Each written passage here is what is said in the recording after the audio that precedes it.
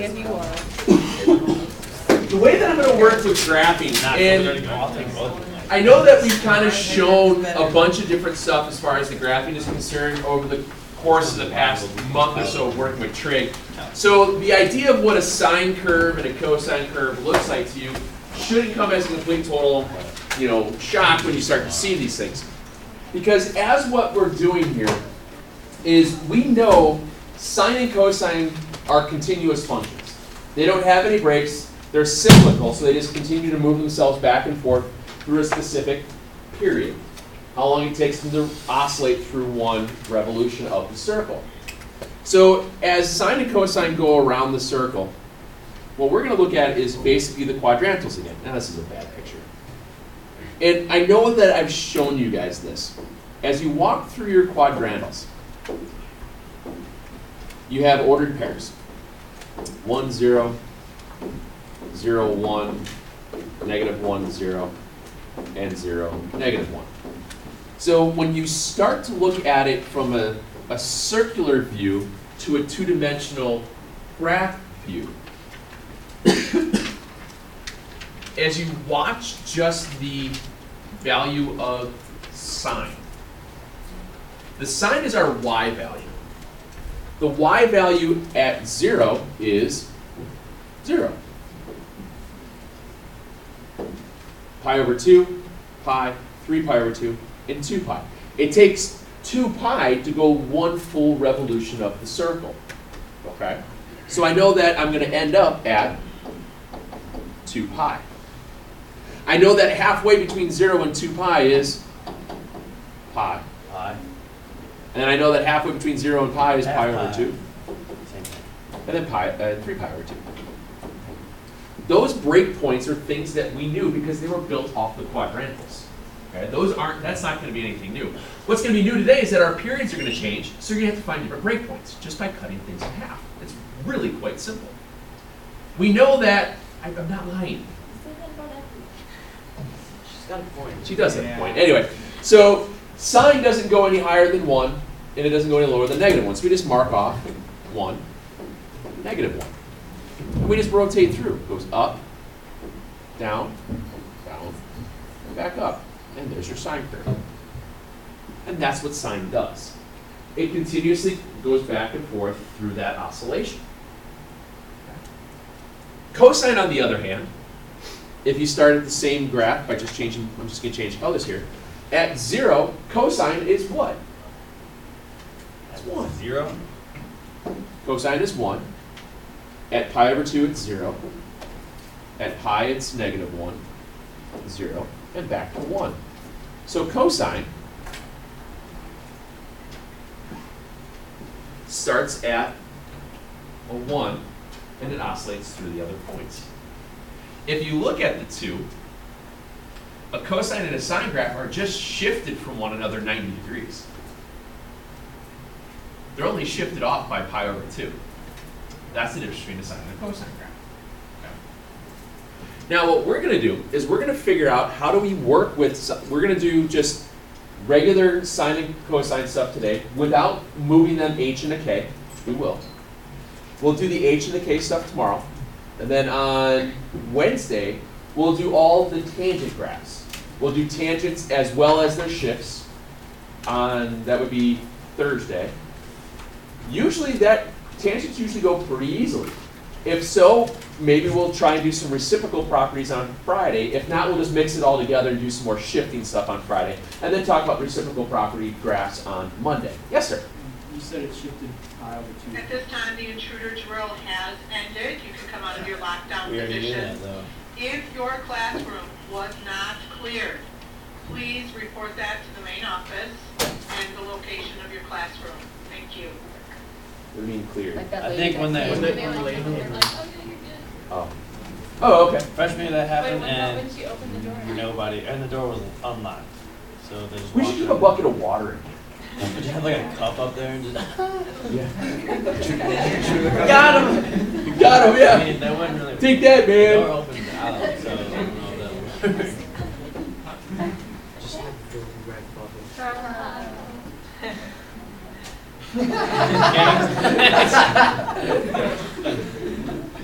Steve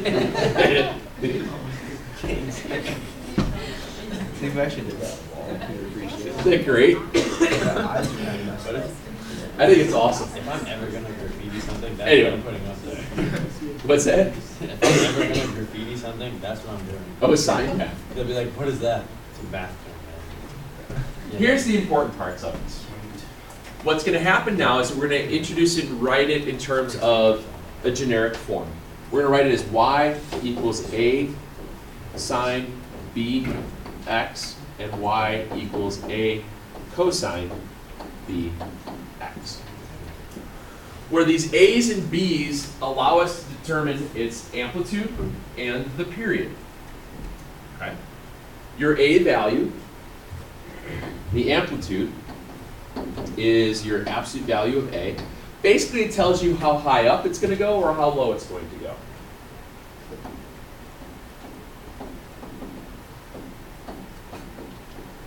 How high or how low it goes. It also tells you what direction to start.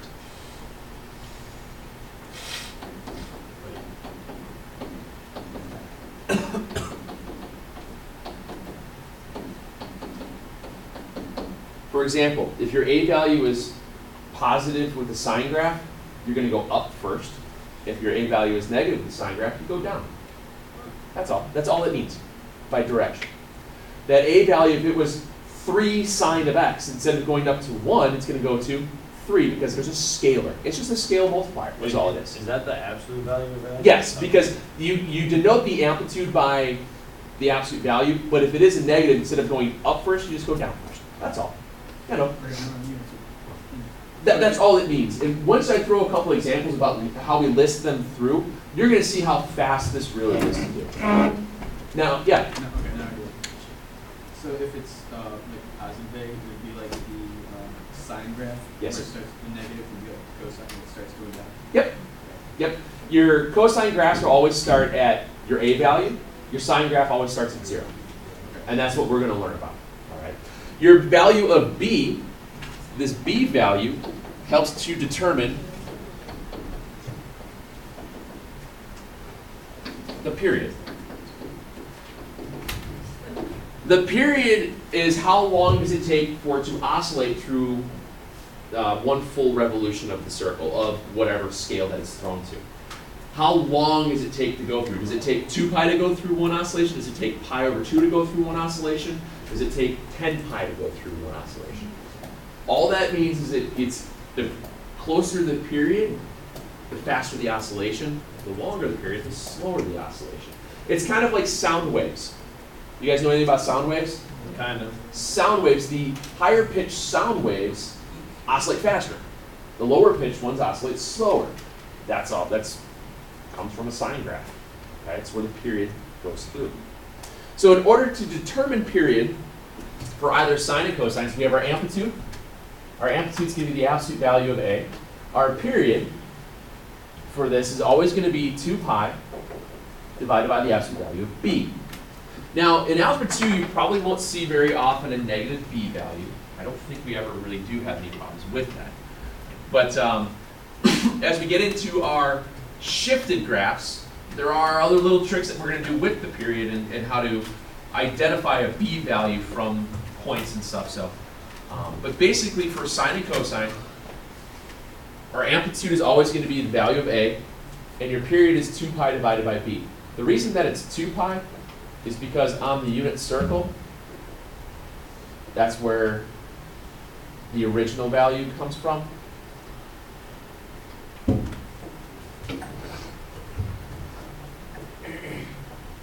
That's why it takes 2 pi to go through one revolution, then it would just continue to go on and on. Same thing with the cosine.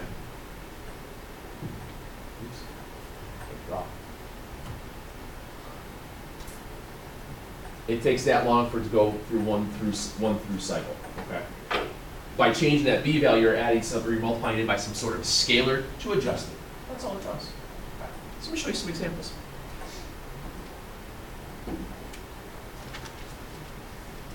We'll do something simple to start with. Y equals 2 sine of x. And no, you do not need graph paper. You will never use graph paper for this stuff. You're going to scale it on your own. because it's much easier to do it that way as opposed to trying to come up with some pre-formatted scalar. Okay? So what I do is the following. What's my A value? What's my B value? What's my amplitude? And what's my period? And that's how I start these. So in this case, my A value is 2. My B value is 1. Therefore, my amplitude is 2. And my period is going to be 2 pi divided by 1, which is 2 pi.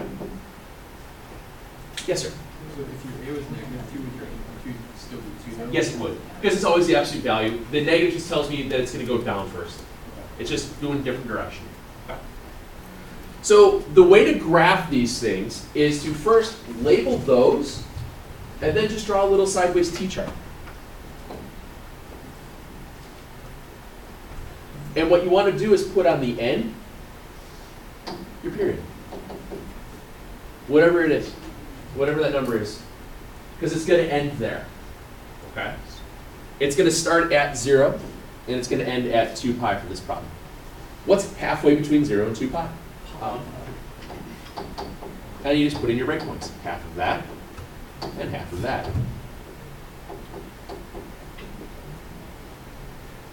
My amplitude is going to go on the sides, on the verticals. So instead of marking it at 1, I mark it up 2. Up 2, down 2.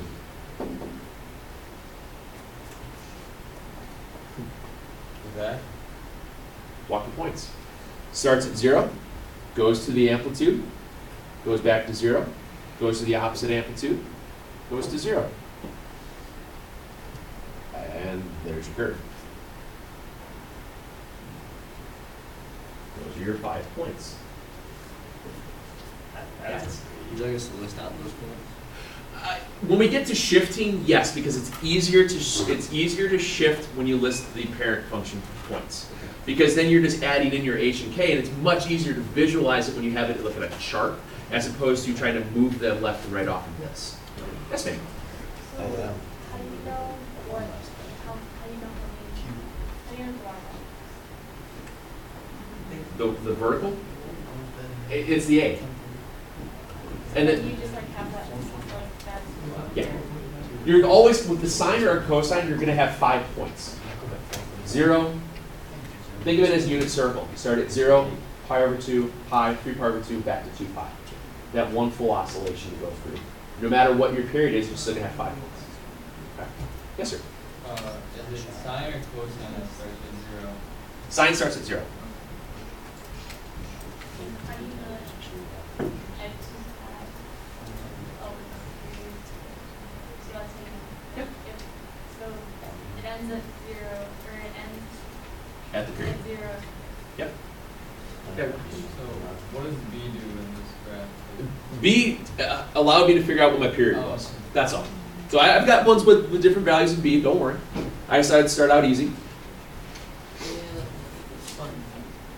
Let's do this one. Let's do y equals negative 3 cosine of 2x. We'll change that a little bit.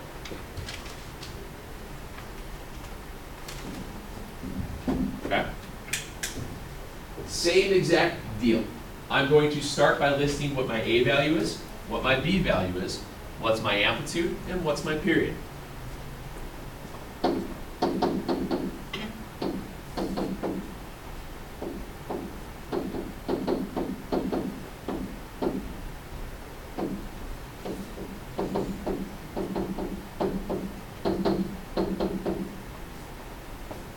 Are we okay with that? Yep. So my period in this case is pi. It oscillates faster than normal. Okay. So I still draw that t-chart. What do I put out there? Pi. Still goes to 0. What's halfway between 0 and pi? Pi over 2. What's halfway between 0 and a half? Pi over 4. And 3 pi over 4. remember, when you're trying to get these breakpoints, don't freak out about the fractions, just leave pi out of it. What's half of a half? 4. What's halfway between a half and a whole? 3/4. Things like that, okay? It's very easy to work with fractions. Now, yeah? So if the theory is like 5, then one of your breakpoints would be like 5, 5. Mm-hmm. So you just basically do like a 4. Yep. That's all it is. That's all it is. I know that my amplitude's going to be 3. It's going to go up 3 and down 3. This being a cosine graph, cosine always starts at its a value. Sine starts at 0. Where does this one start? -3. This one starts at -3 because that's the a value.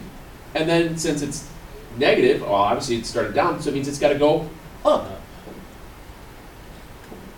And it just oscillates through. And there's your curve.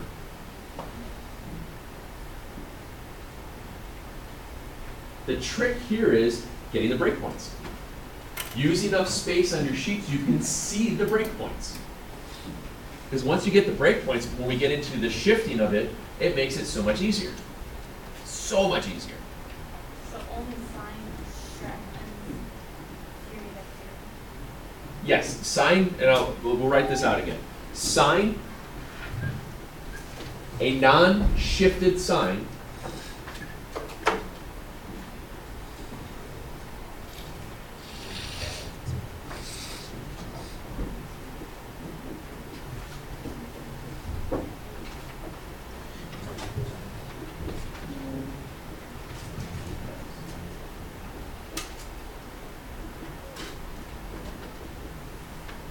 or non-shifted, okay?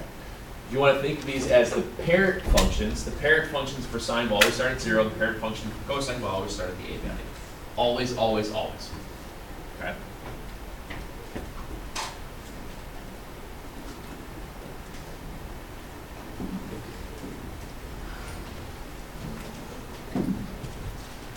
Fractions are hard to type into this smartboard, so this is y equals 1/3 cosine of pi x.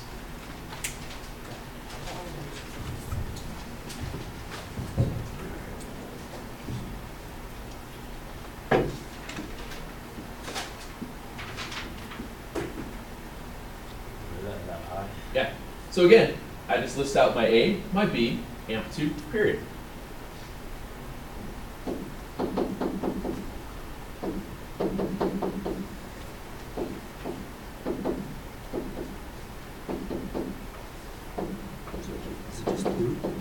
Yep.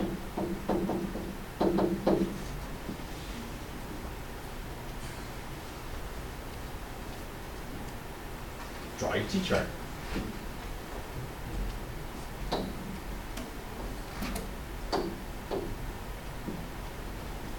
It ends at 2. What's in the middle? 1/2. Here's 1.5.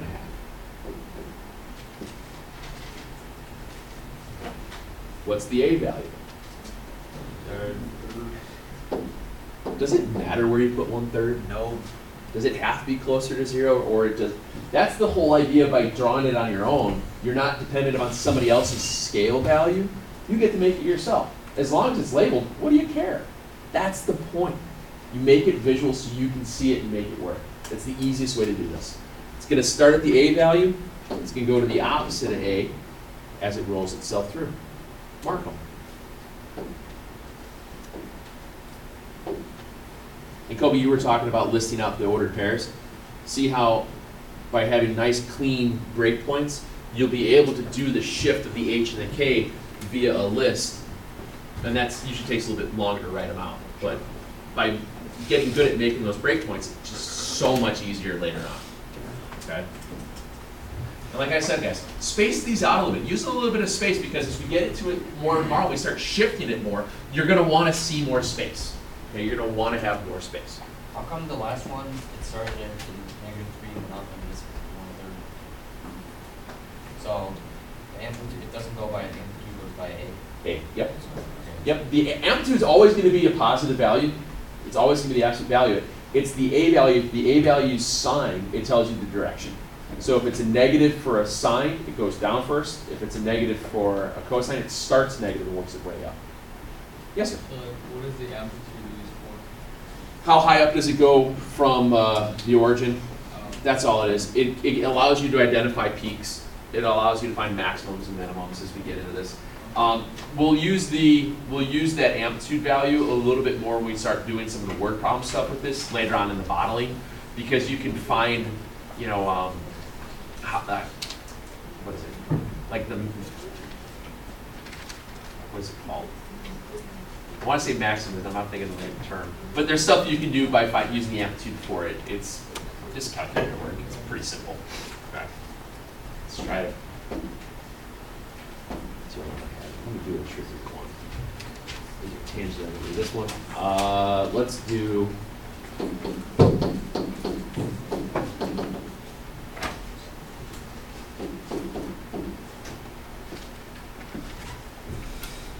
-4 sine of x over 8. Same deal.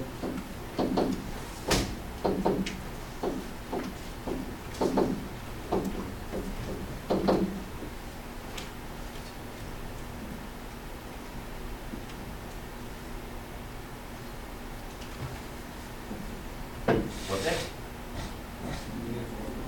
-4. Good. Your a value is -4. What's your b value? 818. Very good. What's your amplitude? 4. And now our period is going to be 2 pi divided by an 8. 16 pi. Very good. Okay.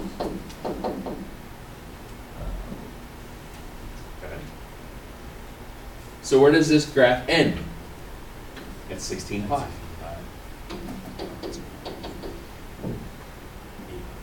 What's half of 16? 8. 4 and 12. Now, if you wanted to be fancy and just say that, hey, I've got to go between 0 and 16, you could take a half, a fourth, and 3/4 of all of 16, and it works. Or you do it the way that I do, just find the halfway points. It just seems to be a little bit cleaner sometimes. Your a value is -4, so it's going to go up and down up and down 4.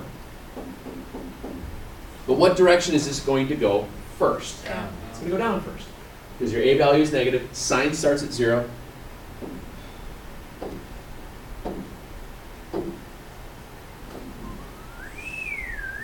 There you go. That is not pretty.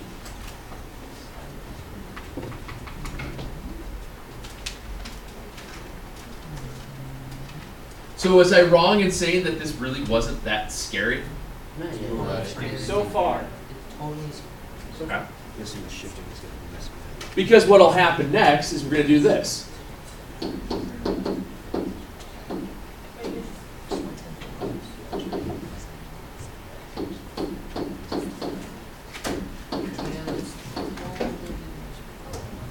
Okay. Nope. You gotta find Like the the A H and and K. B still. A, H, and K. A, B, H, and K. So you wind up with the generic form of this. Y equals A sine B x minus H plus K. Where H and K are your horizontal and your vertical shifts. So you list them. A is 3, B is 4, H is pi, and K is 2. Yes, ma'am. For a sine graph, I know you start at 0, but like after that You you go go towards to, the value? yes, go to A. Go 0, then A, whether it's positive or negative. It just follows that. Then you list out your amplitude, your period, just like you would before.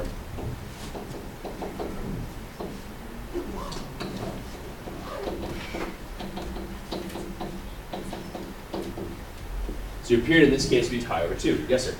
And when you draw it out, you want us to draw like a graph.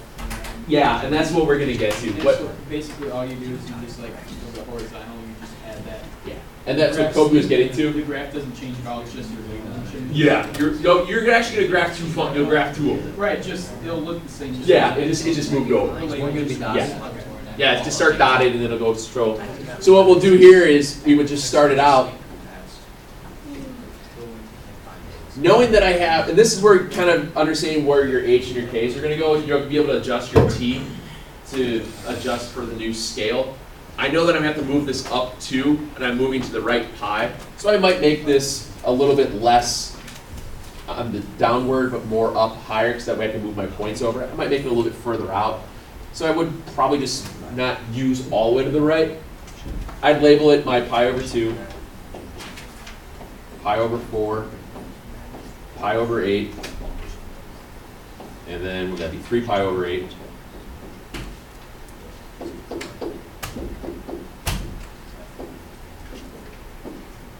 That would be my parent. And like Kobe was saying, is that we would take those those 5 points, we would list them, and then we would add pi. We'd add 2 because that's what my positive H and positive K. That way, I know where to move everything. It's another way to do it. It seems that it might be more tedious than what you guys really want it to be, but it is very efficient. It's a kind of a no-brainer way of doing things, just by visually looking at adding and subtracting. It doesn't work out to be too crazy. All right, we'll do that with sines and cosines tomorrow, and then, like I said, we'll go through all the tangent stuff on Wednesday. Let me give you a few of these to try out.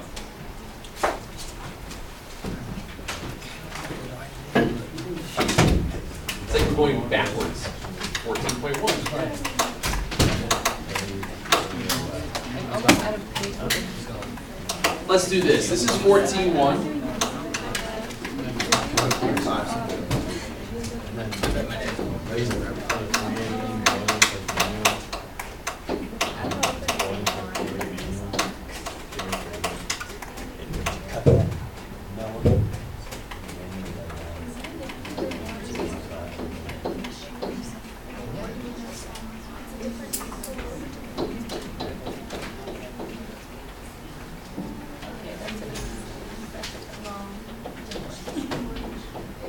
Try those.